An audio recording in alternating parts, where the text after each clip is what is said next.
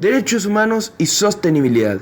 El término sostenibilidad se ha asociado a los derechos humanos, ya que los mismos se encargan de que una sociedad se mantenga unida. Hoy en día se ve dividida, gracias al racismo que ha hecho que no aceptemos a las personas que son distintas a nosotros. Tomemos como ejemplo a la frotis de iHome, de la Revolución Francesa, en la cual las mujeres no tuvieron derecho a voto antes de la Segunda Guerra Mundial. Otro ejemplo de esto es la homosexualidad o el color de piel de una persona. Nos ha llevado a rechazar a aquellas personas que son muy distintas a nosotros y rechazarlas en la sociedad.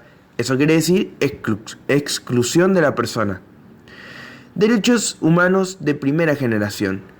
Cuando nos referimos a derechos democráticos, civiles y políticos para todos, sin limitaciones de ningún tipo en las decisiones que se tomen para mejorar al presente y futuro de la humanidad. Estos se conocen como derechos de primera generación. Amartya Sen, en su libro Desarrollo y Libertad, habla del desarrollo de los pueblos como un proceso de expansión de las libertades, alejándose del desarrollo del PIB, las rentas personales o la industrialización. Se enfocó más en el desarrollo social. No podemos hablar de un pleno funcionamiento democrático y respeto de los derechos civiles mientras que persista la tortura, la pena de muerte y el racismo. Si tomamos un buen desarrollo social en la democracia, la institución debería permitir la continua corrección y el aprendizaje, porque una cosa es defender a la sociedad y evitar actos que afecten a los demás, y otra es erigirse en dioses inmisericordes capaces de arrebatar la vida. El 18 de diciembre de 2007, la ONU adoptó la resolución 62/149, en la cual se pedía la moratoria de las ejecuciones en todo el mundo. 104 estados votaron a favor y 29 estuvieron en contra de esta resolución, lo cual nos llevó a que se aprobara la misma. El 5 de abril de 2013, la ONU para los Derechos Humanos expresó su preocupación por la existencia de muerte y el abandono por parte de diversos países de la moratoria vigente. Esto llevó a que se llamaran a todos los gobiernos y abolir la pena capital de acuerdo a las resoluciones de la Asamblea General. Estos derechos civiles y políticos son reconocidos como un requisito imprescindible para poder sostener una sociedad, pero se ha comprendido también la necesidad de universalizar los derechos económicos, sociales y culturales, o derechos humanos de segunda generación. Estos derechos deben ejercerse. Toda persona tiene derecho a que se establezca un orden social e internacional en el que los derechos y libertades proclamados en esta declaración se hagan plenamente efectivos. El artículo 1 y 2 hace referencia a que toda persona tiene derechos y libertades sin distinción de raza, color, sexo, idioma, religión, opinión política o cualquier índole, de origen nacional, social, posición económica, nacimiento u otra condición. Los artículos del 3 al 11 son derechos de carácter personal, por ejemplo, no se estará sometido a la esclavitud, nadie será sometido a torturas. Los artículos del 12 y 17 son de derecho del individuo en relación con la comunidad. Por ejemplo, toda persona tiene derecho a salir a cualquier país, incluso el propio, regresar a su país. Toda persona tiene derecho a propiedad individual y colectivamente. Los artículos del 18 al 21 son derechos de pensamiento, de conciencia, de religión y de libertades políticas. Por ejemplo, toda persona tiene derecho a la libertad de pensamiento, conciencia y religión. Este derecho incluye cambiar la libertad de su manera de pensar. Todo individuo tiene derecho a la libertad de opinión y expresión. Los artículos del 22 al 27 recogen derechos económicos, sociales y culturales. Todo que asegure su familia, su salud, su bienestar especial, alimentación, vestido, su vivienda y su asistencia médica. Estos artículos hacen referencia como pertenencia son derechos que pertenecen a todo individuo como miembro de la sociedad. Los artículos de 28 al 30 recogen las condiciones y límites con los que estos derechos deben ejercerse. Toda persona tiene derecho a que se establezca un orden social e internacional en el que los derechos y libertades proclamados en esta declaración se hagan plenamente efectivos. Son derechos que pertenecen a todo individuo como miembro de la sociedad. Los artículos de 28 al 30 recogen las condiciones y límites con los que estos derechos deben ejercerse. Toda persona tiene derecho a que se establezca un orden social e internacional en el que los derechos y libertades proclamados en esta declaración se hagan plenamente efectivos. Los derechos a los que vamos a referirnos se clasifican como los derechos a la solidaridad porque tienden a preservar la integridad del ente colectivo. Se trata, pues, de derechos que incorporan explícitamente el objetivo de un desarrollo sostenible. El derecho de todos los seres humanos a un ambiente adecuado para su salud y bienestar. Como afirma Berchet, el derecho al medio ambiente saludable como un derecho humano y universal. Responde a los problemas de la degradación del medio ambiente a tal punto que llegará un momento que su mantenimiento será una cuestión de supervivencia. El problema radical que se encuentra más tarde en reconocer esa situación de mayor nivel de sacrificio habrá que afrontar y mayor dificultad habrá que suponer para lograr una adecuada recuperación y la necesaria restauración de la.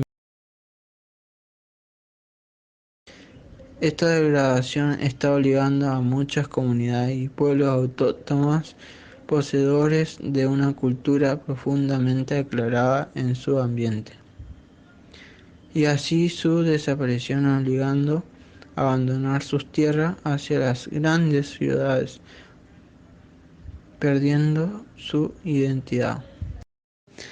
El derecho a la paz se supone impedir que los intereses particulares, económicos y culturales a corto plazo se impongan por la fuerza de los demás, perjudicando a todos. Recordemos las consecuencias de los conflictos bélicos, los miles de refugiados víctimas de las guerras.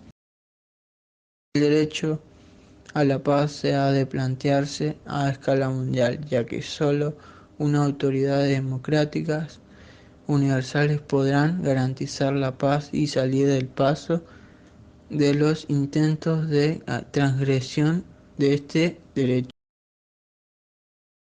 El derecho a un desarrollo sostenible, tanto económico como cultural, de todos los pueblos, como se supone el cuestionamiento de los actuales desequilibrantes económicos entre países y población, y así nuevamente el modelo y estructura económico adecuado que garantice el acceso universal a los recursos básicos, tanto materiales como energéticos, para lograr la sostenibilidad y también la defensa de las diversas culturas como patrimonio de toda humanidad, como todo tipo de racismo y de barreras éticas o sociales.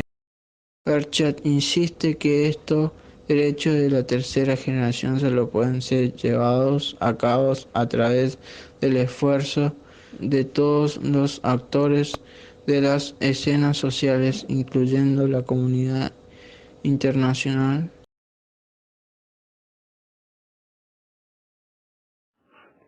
Hacia una gobernanza orientada por la universalización de las tres generaciones de derechos humanos.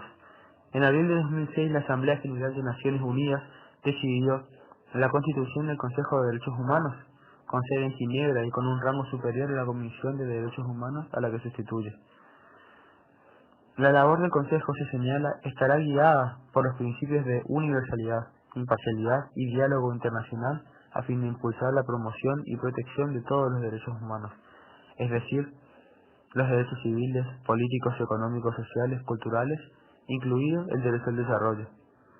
De esta forma, cabe resaltar la incorporación del Índice Universal de Derechos desde la Oficina del Alto Comisionado de Naciones Unidas de Derechos Humanos y el Examen Periódico Universal, establecido en la Asamblea General de Naciones Unidas de abril de 2006. Con esta herramienta se pretende concienciar acerca de las recomendaciones en materia de derechos humanos y prestar asistencia a los países, instituciones nacionales, organizaciones de la sociedad civil y socios de las Naciones Unidas en su aplicación. Conviene señalar a este respecto que Naciones Unidas ha establecido en 2011 unos principios rectores sobre empresas y derechos humanos para salir al paso de las numerosas transgresiones detectadas en empresas que anteponen sus beneficios económicos al respeto de dichos derechos. El índice permite encontrar información sobre cuestiones de derechos humanos en todo el mundo y ver cómo ha evolucionado durante los últimos años la interpretación jurídica del derecho internacional en materia de derechos humanos. La UPR es uno de los elementos claves del nuevo Consejo, que recuerda a los Estados su responsabilidad de respetar y aplicar los derechos humanos y las libertades fundamentales. El objetivo de este nuevo mecanismo es abordar las violaciones de dichos derechos humanos, donde quiera que ocurran, y en definitiva, lograr la universalización y pleno respeto de los derechos humanos en todos los países, objetivo último de la revolución por un futuro sostenible, algo que se recoge plenamente de los objetivos de desarrollo sostenible que Naciones Unidas está definiendo para el desarrollo post-2015. Bueno, aquí hablaremos sobre la universalización de los derechos humanos y la transición a la sostenibilidad como proyectos convergentes de una utopía dinámica y realista. La universalización de los derechos humanos, al igual que la transición a la sostenibilidad, es también calificada por algunos como la búsqueda de utopía, que sería un sistema de gobierno de justa sociedad donde todo se discute sin conflictos y en armonía, en el que supone la completa igualdad de todos los seres humanos. Como escribe Edgar Morin en 2014, a menudo se critica la utopía, tras la caída de muchas creencias sobre un mundo mejor, o más bien sobre un progreso que nos conduciría a un mundo de felicidad. Las críticas han sido cada vez más duras. Ahora bien, agrega Morin, ello supone no distinguir entre la aspiración de una sociedad mejor, que sería una utopía buena, capaz de gestionar los conflictos de forma civilizada, para lograr que las relaciones entre los seres humanos estén menos basados en la fuerza, la dominación y la explotación, y la que buscaría imponer una supuesta armonía perfecta, que sería una anti-utopía o distopía. La transición a la sostenibilidad y universalización de los derechos humanos constituyen las dos caras de un mismo proyecto civilizatorio, destinado a garantizar el futuro sostenible y satisfactorio de la humanidad, reclamando la universalización y respeto del conjunto de derechos humanos y la transición a la sostenibilidad como una misma y necesaria utopía, dinámica y realista que pueda ponerse en práctica.